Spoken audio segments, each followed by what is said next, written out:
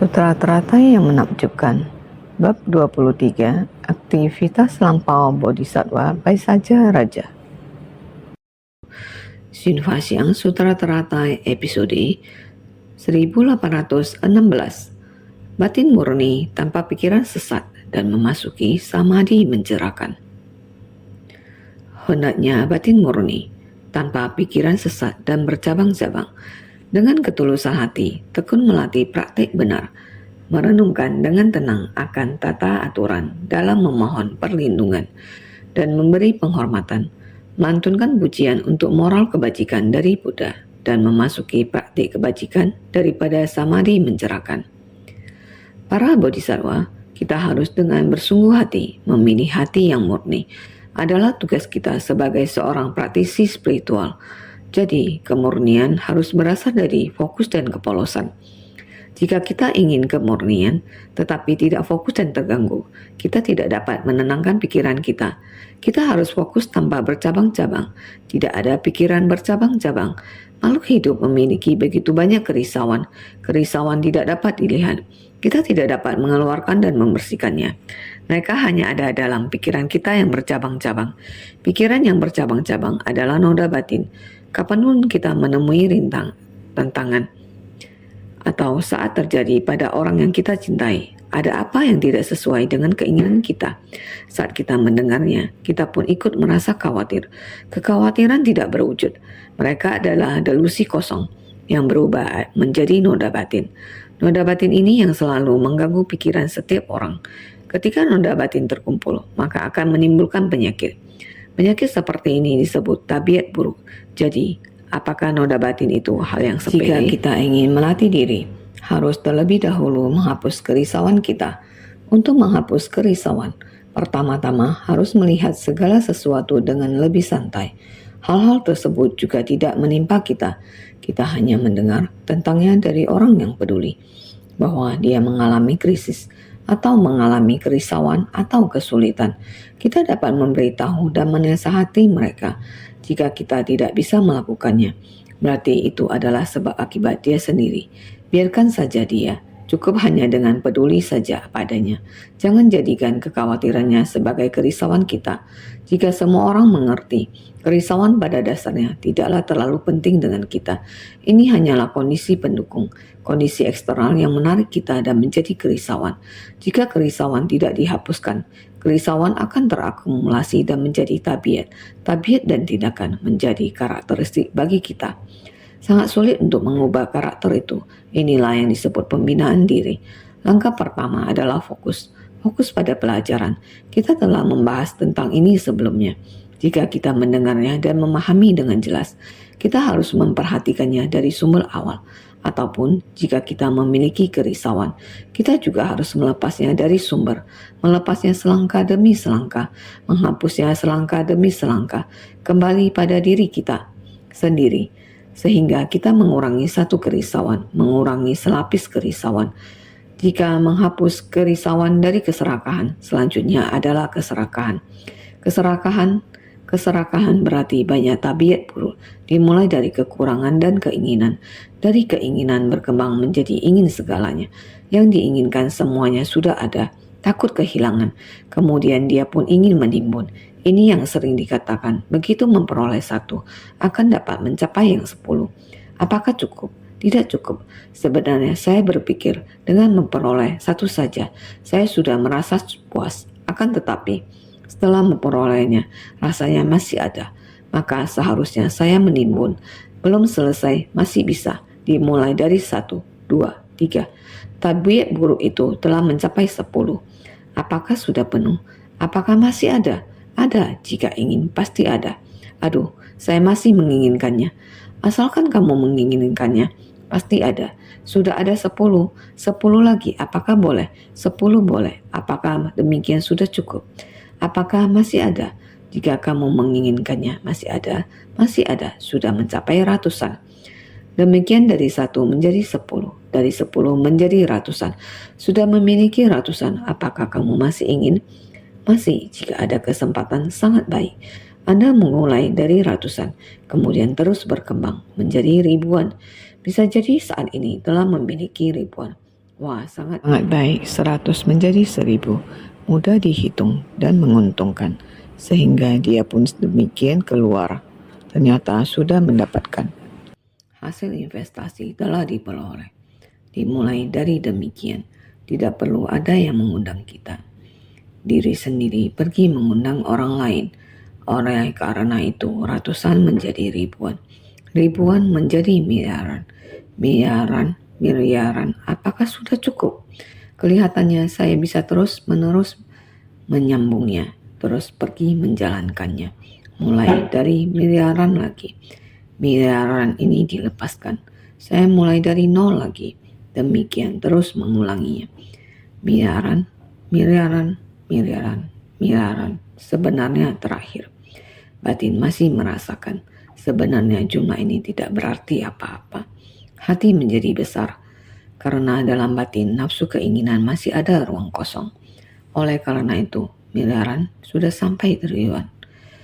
Kehidupan manusia ada berapa panjang bisa miliarnya?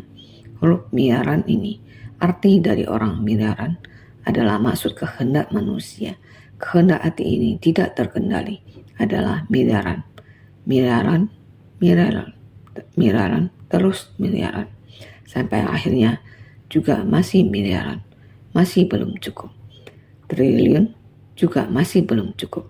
Orang sudah pergi dulu. Ini disebut satu kehidupan.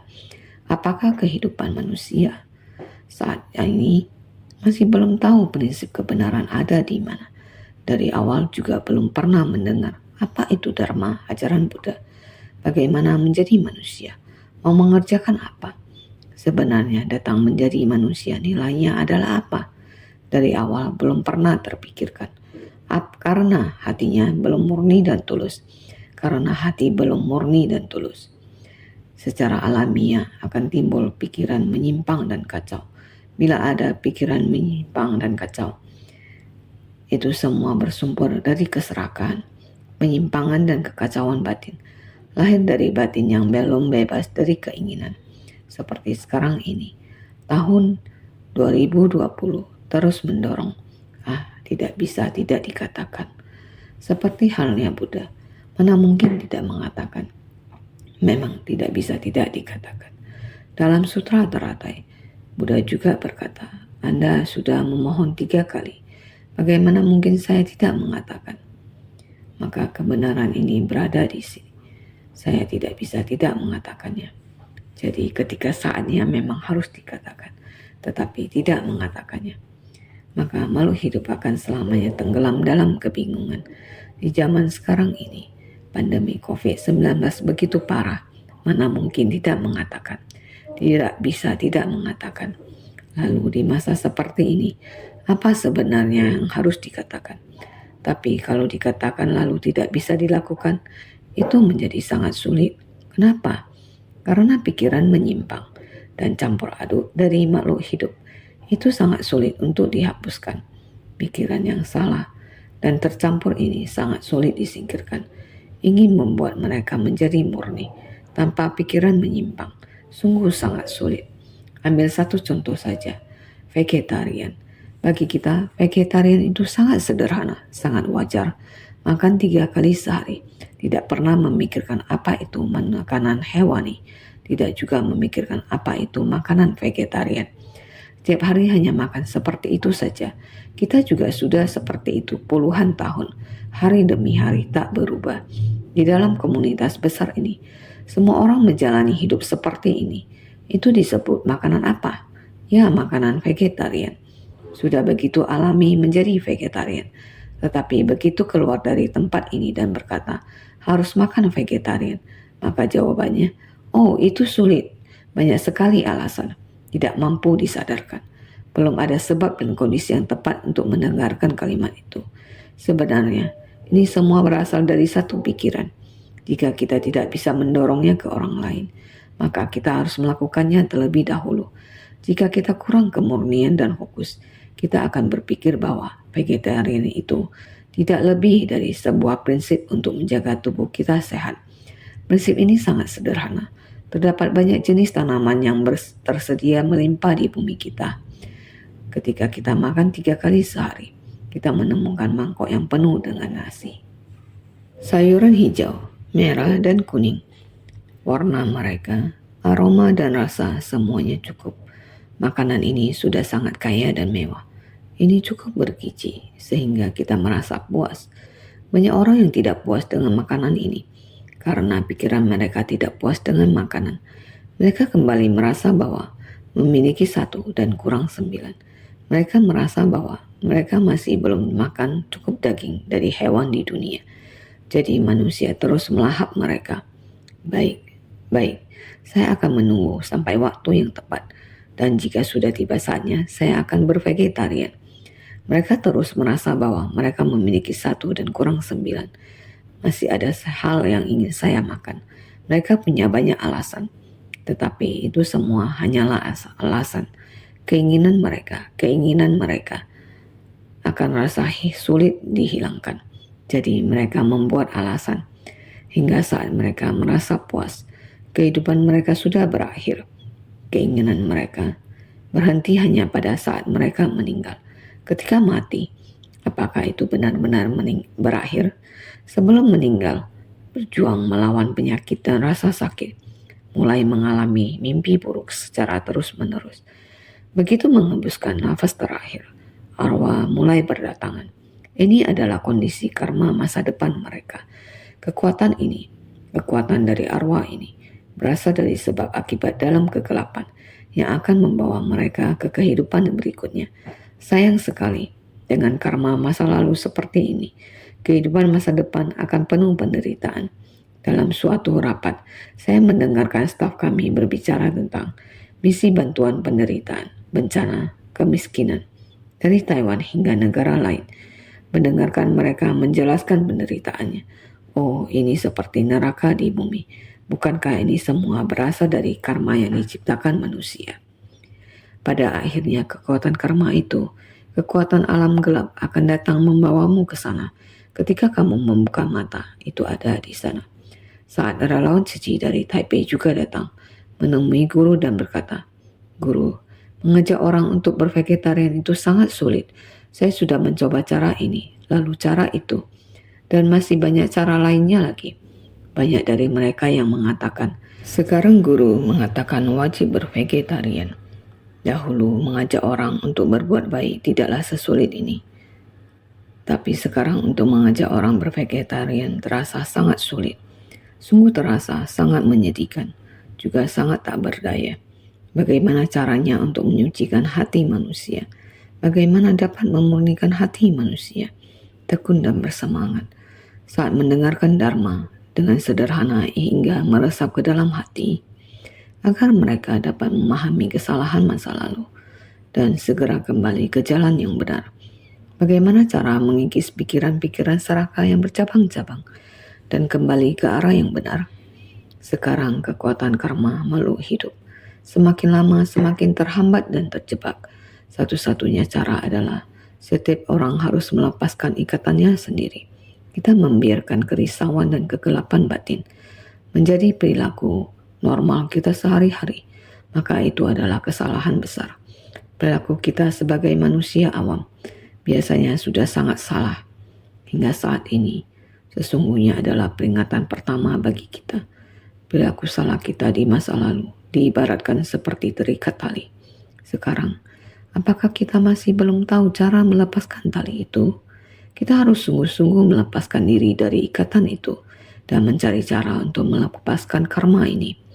Kita bisa menggunakan ketulusan hati dan tekun melatih praktik benar, mengarahkan hati kita ke arah yang benar, sungguh-sungguh melatih praktik benar, dan melatih perenungan dengan tenang. Kembali ke jalan yang benar, yang artinya tahu bersalah dan mau bertobat sangatlah berharga. Kita tidaklah mengetahui apa itu arah sejak dilahirkan. Makanya mulailah kita memasuki kesalahan di ujung jalan. Saat ini kita mendengarkan suara dari panggilan. Seharusnya kita memahami untuk kembali. Mengatur kembali langkah kaki. Kita harus segera untuk kembali. Perenungan dengan tenang kembali. Berbalik dari kegelapan menuju terang. Berbalik dari delusi menuju pencerahan. berbalik dari kesalahan menuju pencerahan. Ini dinamakan kembali tata aturan dalam memohon perlindungan dan memberi penghormatan. Kita harus mengikuti arah yang benar di dunia. Kita harus bersyukur, menghormati, mencintai. Bersyukur, menghormati, dan mengasihi kehidupan. Mengasihi kehidupan, ajaran dan bimbingan dari Sang Buddha kita. Hati Buddha tiada beda. Kita menggunakan hati Buddha, manusia biasa, dengan mengubah cara berpikir kita dan menjadi Buddha. Datang untuk mengasihi semua makhluk. Kita harus melindungi nyawa dari hewan. Makanya kita harus merenungkan dengan tenang akan tata aturan dalam memohon perlindungan dan memberi penghormatan. Berbalik dari kegelapan menuju terang, menghormati nyawa semua makhluk. Kita harus mengumpulkan jodoh kebajikan, harus menghargai nyawa dari semua makhluk. Jangan melakukan karma buruk lagi. Sesampai nafas kita yang terakhir, di belakang kita ada sekelompok makhluk yang akan datang menarik kita ke tempat kita yang akan datang. Saat ini kita harus segera sadar, sehingga kita harus tahu. Saat ini kita harus bersungguh hati. Mari melantunkan pujian untuk moral kebajikan dari Buddha. Memasuki praktik kebajikan dari samadhi yang mencerahkan. Praktik kebajikan dari samadhi yang mencerahkan adalah dengan satu hati kita memasuki. Tidak boleh lagi terpengaruh oleh kesadaran kasar yang dimiliki oleh makhluk awam. Kesadaran yang tersesat inilah yang membuat kita ditarik keluar kembali. Sehingga kita harus baik-baik bersungguh hati dalam memasuki jalan kesadaran yang benar.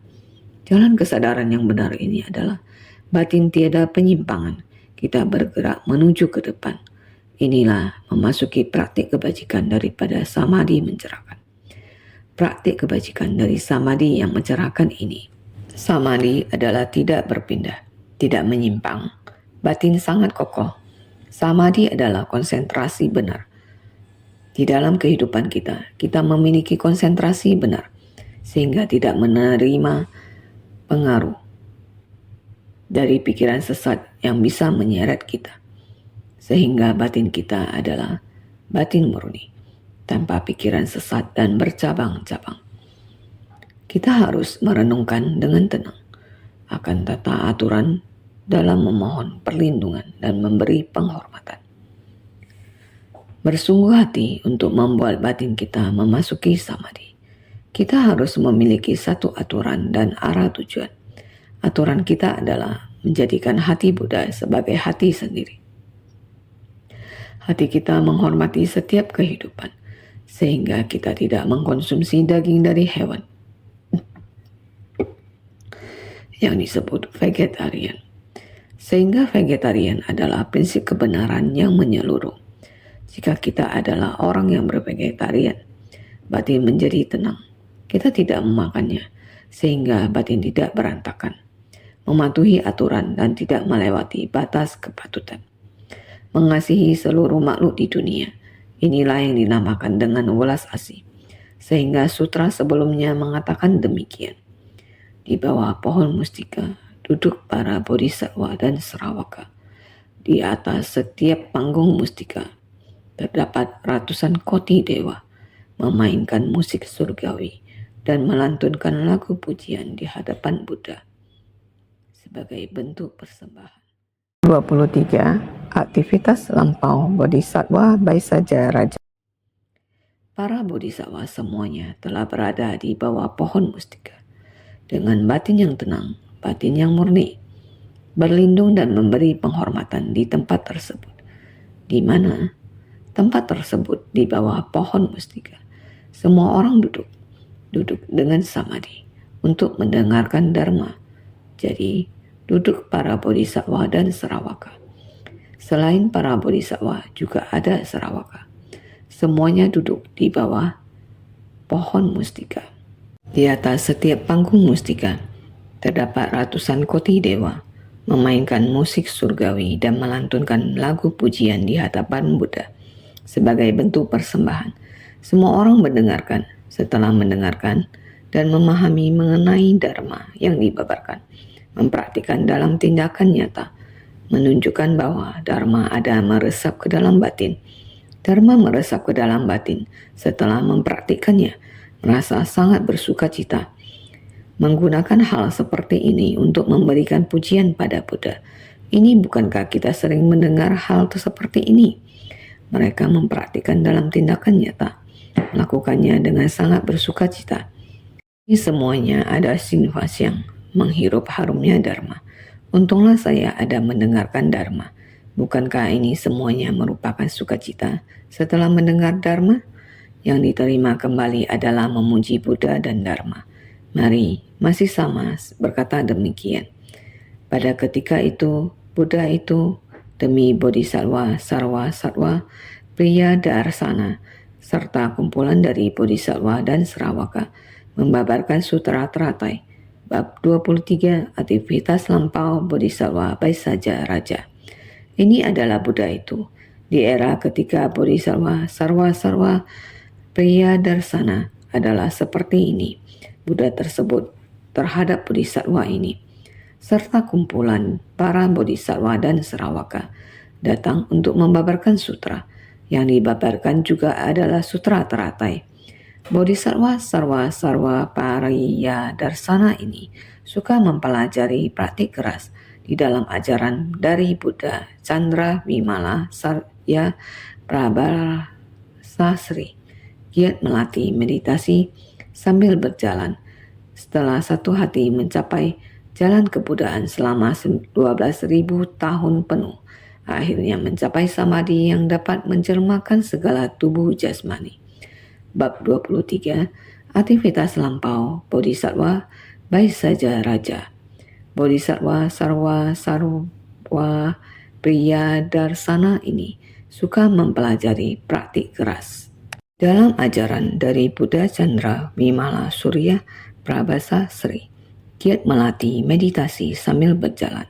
Setelah satu hati mencari jalan kebudaan selama 12.000 tahun penuh, akhirnya mencapai samadhi yang dapat menjelmakan segala tubuh jasmani.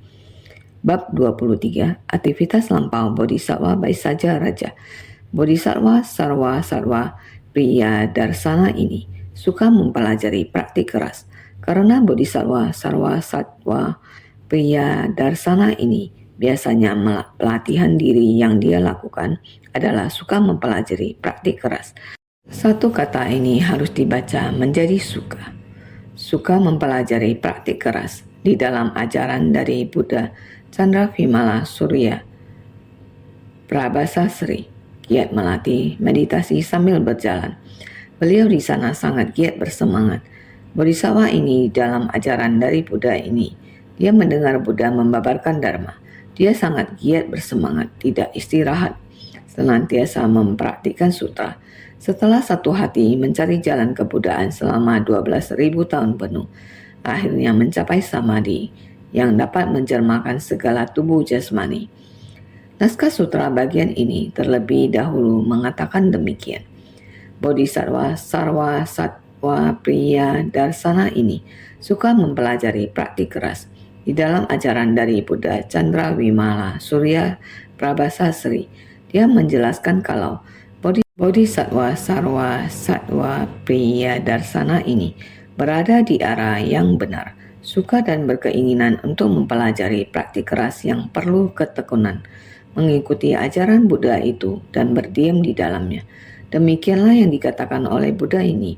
Jadi pada bagian ini menjelaskan Bodhisattva Sarwa Priya Darsana ini pelatihan dirinya berada di arah yang benar.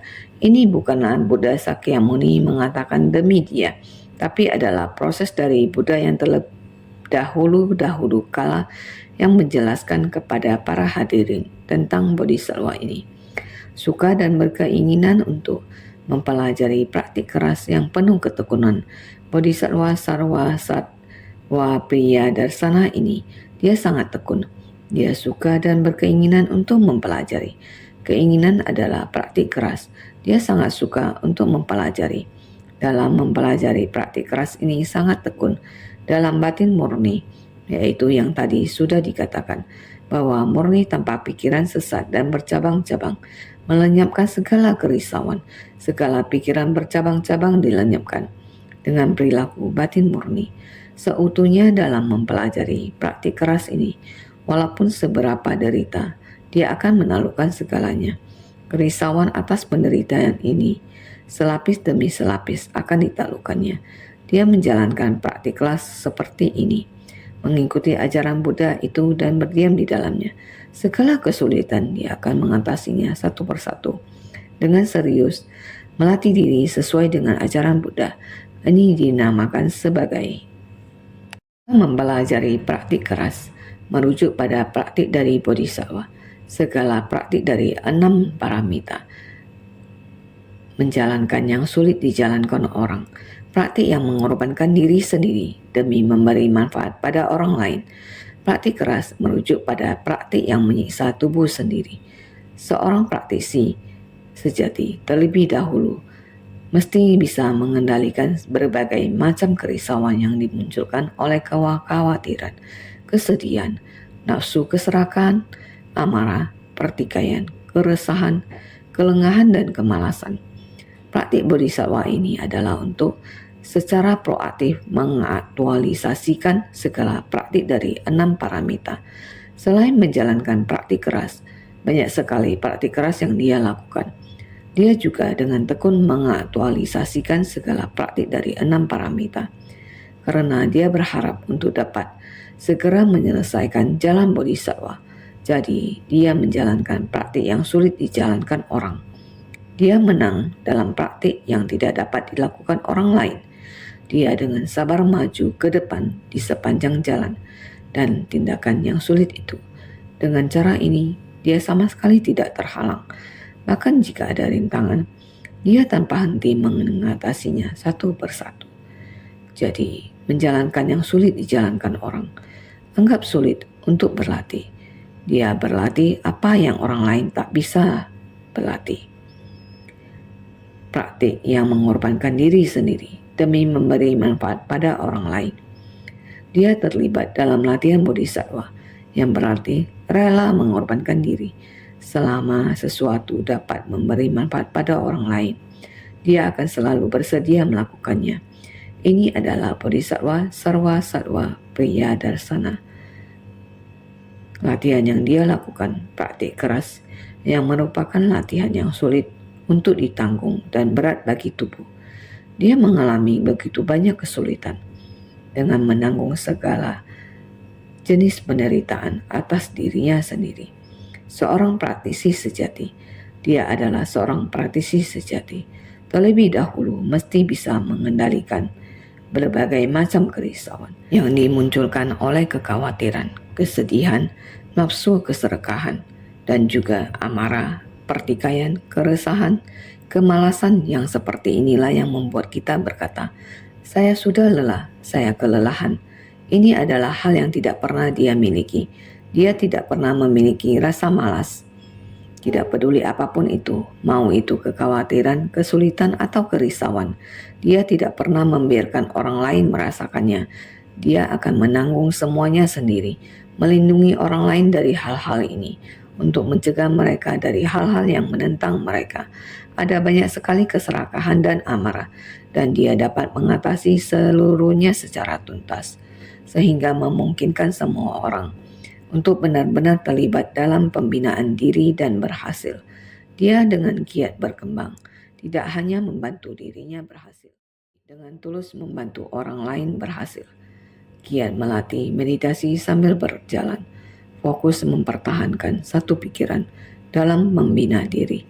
Siang malam mempraktikkan jalan kebenaran, datang dan pergi tanpa penyimpangan, disebut meditasi sambil berjalan. Itulah yang disebut samadhi dengan berjalan terus-menerus. Terus mempertahankan satu pikiran dalam membina diri, siang malam mempraktikkan jalan kebenaran. Dia begitu giat berlatih, waktu, setiap detik, setiap waktu detik demi detik, sama sekali tiada terbuang. Setiap detik menggenggam waktu, siang malam mempraktikkan jalan kebenaran, setiap hari hingga malam hari pun tanpa beristirahat. Bahkan dalam tidur pun ia juga giat berlatih, datang dan pergi tanpa penyimpangan. Jarul langsung seperti demikian. Dahulu saya pernah menyampaikan kepada Anda sekalian, jalan agung menuju pencerahan yang lurus, yang mengikuti jalan yang lurus.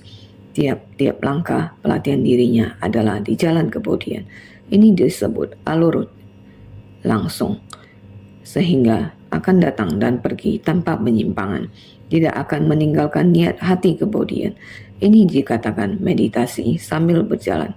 Perilaku dan tindakan kita selalu akan bergerak, namun batin kita sama sekali tidak pernah lari dari niat untuk giat melatih diri. Ini dikatakan meditasi sambil berjalan, adalah seperti kita sedang berpradasina. Saat ada waktu senggang di malam hari, batinnya tetap punya niat seperti ini, yakni berjalan datang dan pergi tanpa penyimpangan, memakai cara ini untuk istirahat. Siang hari bekerja keras, malam hari meditasi sambil berjalan. Batinnya tiada rasa malas sedikit pun.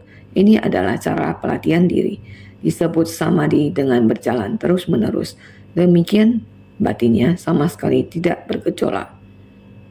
Giat melatih meditasi sambil berjalan adalah selalu tekun mempraktikkan jalan kebenaran tanpa kenal putus. Samadhi dengan penuh konsentrasi, setengah meditasi berjalan dan setengah meditasi duduk. Samadhi dengan satu praktik, duduk bermeditasi sepanjang tahun. Praktik samadhi selama jangka waktu tertentu adalah tidak duduk dan tidak berbaring. Giat melatih meditasi sambil berjalan adalah selalu tekun mempraktikkan jalan kebenaran tanpa kenal putus, tanpa berhenti, artinya tanpa kenal putus. Samadhi dengan penuh konsentrasi berarti bahwa dalam banyak dharma pikirannya tidak pernah tergoyahkan, yakni memegang teguh pada dharma. Dia tidak akan pernah membiarkan satupun bocor. Dia disebut tanpa kebocoran, meresap dharma ke dalam batin dengan tanpa kebocoran. Setengah meditasi berjalan dan setengah meditasi duduk. Samadhi dengan satu praktik. Ini semuanya adalah keahlian dalam meditasi. Baik duduk atau berdiri. Duduk atau berdiri adalah sama. Tidak membiarkan pikiran kita menjadi malas atau tidak membiarkan tubuhnya untuk beristirahat, bahkan untuk sesaat. Jika melihat ketekunan seperti ini, kita juga bisa merasa malu pada diri kita sendiri. Ketika kita duduk, kita mesti duduk dengan baik. Tetapi duduk dengan begitu juga merasa tidak nyaman. Demikian juga tidak bisa lurus. Ini benar-benar menderita. Namun semua makhluk bersuka cita melihat para bodhisattva. Dia merasa tenang dan nyaman. Setengah meditasi duduk dan setengah meditasi berjalan. Samadhi dengan satu praktik. Tindakannya tidak terlepas dari samadhi. Itulah disebut samadhi. Jadi, duduk bermeditasi sepanjang tahun. Duduk bermeditasi sepanjang waktu. Walaupun kita melihat dia bergerak, dia juga masih dalam samadhi. Ini disebut perenungan yang terampil. Niat pikiran tidak pernah menyimpang. Praktik samadhi selama jangka waktu tertentu, tidak duduk dan berbaring. Ini adalah ketekunan. Setelah satu hati mencari jalan kebudayaan selama 12.000 tahun penuh, menekuni praktik keras, fokus mencari jalan kebudayaan dengan teramat berdaya upaya dan bersusah payah selama jangka waktu itu. Dia melakukan ini dalam waktu yang lama, akhirnya mencapai samadhi yang dapat menjelmakan segala tubuh jasmani. Dikarenakan daya upaya dan susah payah tersebut, maka akhirnya memperoleh kemampuan untuk menjelmakan beragam tubuh jasmani di mana-mana. Akhirnya mencapai samadhi yang dapat menjelmakan segala tubuh jasmani. Demikian dia telah mencapai samadhi yang dapat menjelmakan segala tubuh jasmani. Membina diri harus dimulai dari hati kita. Dalam batin kita, kita tidak boleh kehilangan fokus dalam waktu yang lama. Sama seperti apa yang kita katakan sebelumnya. Demikian tidak pernah beristirahat sampai dia bisa membuat orang melihat keagungan tubuhnya ini. Akhirnya mencapai samadhi yang dapat menjelmakan segala tubuh jasmani. Mereka yang melihat tubuh ini akan tahu bahwa dia sedang berfokus dalam perenungan yang terampil, hati dalam samadhi dan hati tidak bercabang. Jadi dikarenakan daya upaya dan susah payah tersebut, maka akhirnya memperoleh kemampuan untuk menjelmakan beragam tubuh jasmani di mana-mana. Melingkupi seluruh alam dharma di dalam alam semesta, senantiasa menjalankan praktik bodhisattva, memperagung berbagai dunia Buddha, mendukung keberhasilan dari segala makhluk agar membangkitkan satu akar kebajikan, sehingga dilengkapi dengan puluhan ribu kebajikan. Wujud fisiknya yang penuh keagungan seolah-olah terlihat, seperti tubuh melingkupi seluruh alam dharma di dalam alam semesta. Seperti inilah keagungannya, senantiasa menjalankan praktik bodhisattva. Artinya, senantiasa melatih diri dan menjalankan praktik bodhisattva dalam kehidupan sehari-hari, memperagung berbagai dunia Buddha. Dimanapun beliau berada, tempat tersebut akan menjadi mulia dan agung, mendukung keberhasilan dari segala makhluk. Jika semua orang tanpa perlu berkata apa-apa, tanpa membabarkan dharma, saat para makhluk melihat beliau, dengan sendirinya batin membangkitkan akar kebajikan, agar membangkitkan satu akar kebajikan, sehingga dilengkapi dengan puluhan ribu kebajikan. Saat akar kebajikan tersebut muncul, orang yang melihatnya pun akan merasakan. Bertanya, mengapa orang ini begitu penuh kebajikan? Inilah wujud orang yang penuh kebajikan. Kebajikannya terpancar lewat penampilan dan sifatnya. Bahkan orang awam yang belum memiliki kebajikan pun dapat tersentuh oleh cahaya sinar kebudaan dari beliau. Perilaku dari tubuhnya dapat membawa transformasi. Penampilannya yang agung mampu menundukkan hati yang keras dan membangkitkan tekad baik. Ini sangat luar biasa. Samadhi artinya konsentrasi benar atau penuh konsentrasi, di mana esensi batin dijaga dengan seimbang tanpa menyimpang sedikit pun.